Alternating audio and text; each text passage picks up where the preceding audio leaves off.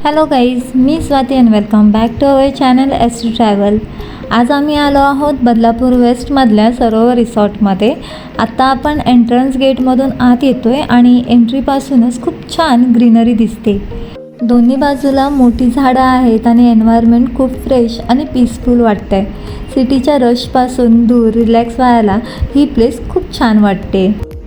First impression तर खूप मस्त आहे. चला तर मग आज जाऊया, पूर्ण रिसॉर्ट एक्सप्लोर करूया आणि काय काय फॅसिलिटी आहेत ते बघूया. आत येताना रोडच्या दोन्ही बाजूला कलरफुल फुलांची झाडं लावलेली दिसतात. वेगवेगळ्या रंगांची फुलं असल्यामुळे एंट्री खूप सुंदर आणि अट्रॅक्टिव्ह वाटते. पुढे आल्यावर सगळीकडे खूप छान आणि मोठमोठी झाडं दिसतात. इथे वेगवेगळ्या फळांची झाडं लावलेली आहेत, जसं लिंबाचं झाड, पेरू, आंबे, रामफळ, जांभूळ असे वेगवेगळ्या फळांची झाडं होती. आणि झाडंच नाही, ते इथे मेंटेनसुद्धा प्रॉपर केलेलं होतं आणि त्यावर फळंसुद्धा लागलेली होती.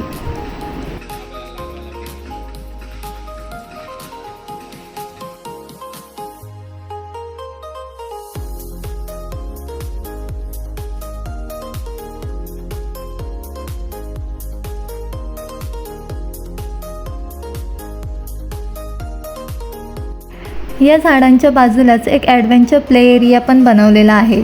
इथे लहान मुलांसाठी आणि मोठ्यांसाठी खेळायला वेगवेगळे गेम्स आहेत. तुम्ही बघू शकता, इथे क्लिम्बिंगसाठी सेटअप आहे, बॅलन्स करत खेळायचे गेम्स आहेत आणि फिजिकल ॲक्टिव्हिटीसाठी छान अरेंजमेंट केलेले आहेत.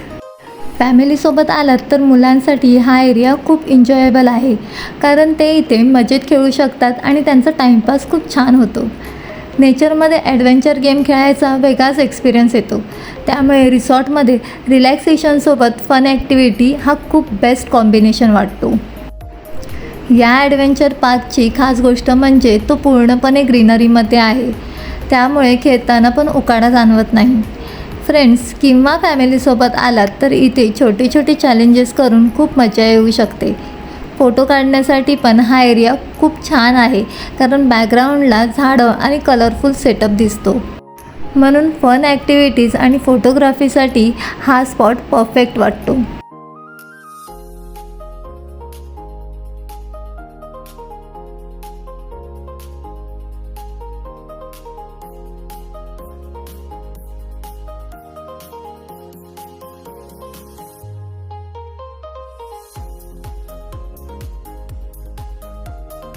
आमच्या फॅमिलीमध्ये आमची भाचीच एक छोटी होती, त्यामुळे तीच काय ती गेम खेळत होती आणि आम्ही काय तिला बघून एन्जॉय करत होतो.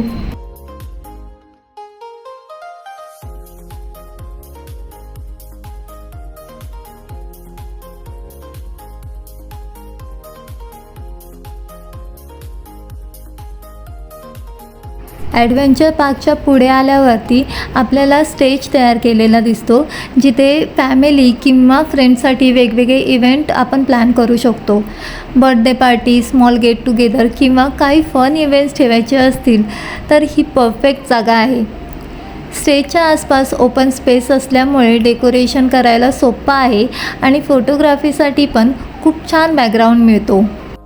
म्हणून रिसॉर्टमध्ये फक्त रिलॅक्स व्हायला नाही तर सेलिब्रेशनसाठी पण हे स्पॉट खूप छान आहे.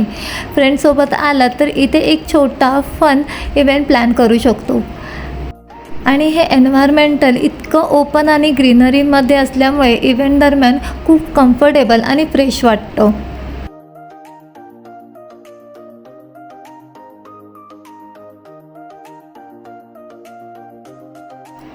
इथे समोर गेल्यावरती एक छोटा स्विमिंग पूल आपल्याला दिसतो.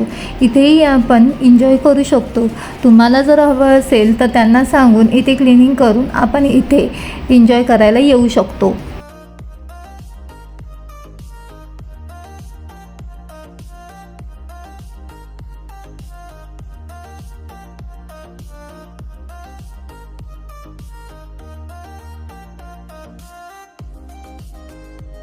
आम्ही सकाळी आलो होतो आणि आमच्या ब्रेकफास्टमध्ये मिसळपाव आणि कांदे पोहे होते. जर तुम्हाला पाहिजे असेल तर तुम्ही बिनधास्त नॉनव्हेज आयटमसुद्धा ऑर्डर करू शकता. इथला स्टाफ आणि इथले ओनर खूप फ्रेंडली आहेत. तुम्ही काही ऑर्डर केलं तर ते तुम्हाला नक्कीच देतील. आमचं खाऊन झाल्यावरती बफे सेक्शनच्याच बाजूला हे घरटं आहे, जिथे आपल्याला पक्षी आणि प्राणी बघायला मिळतील, जसे कोंबड्या, कबूतर, ससे असे वेगवेगळ्या प्रकारचे प्राणी पक्षी इथे आहेत. ते बघून झाल्यावरती आम्ही नंतर गेलो स्विमिंग पूलमध्ये एन्जॉय करण्यासाठी. आणि हे आहे सेकंड स्विमिंग पूल, जे खूप मोठं आहे. इथे आपण भरपूर मस्ती मज्जा करणार आहोत.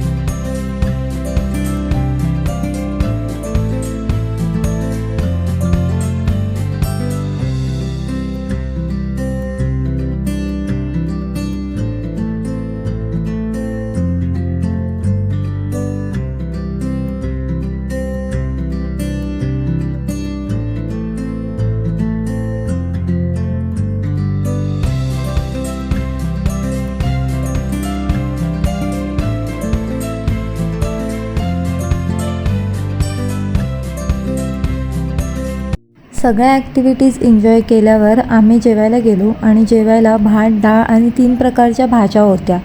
स्वीटमध्ये शेवयाची खीर होती. नॉनव्हेजमध्ये चिकन ग्रेव्ही पण होती. एकूणच जेवण खूप टेस्टी होतं आणि प्रॉपर होम स्टाईल टेस्ट वाटलं. एन्जॉय केल्यावर असं छान जेवण मिळालं की एक्सपिरियन्स अजूनच मस्त होतो. तर हा होता आमचा सरोवर रिसॉर्टचा फुल एक्सपिरियन्स.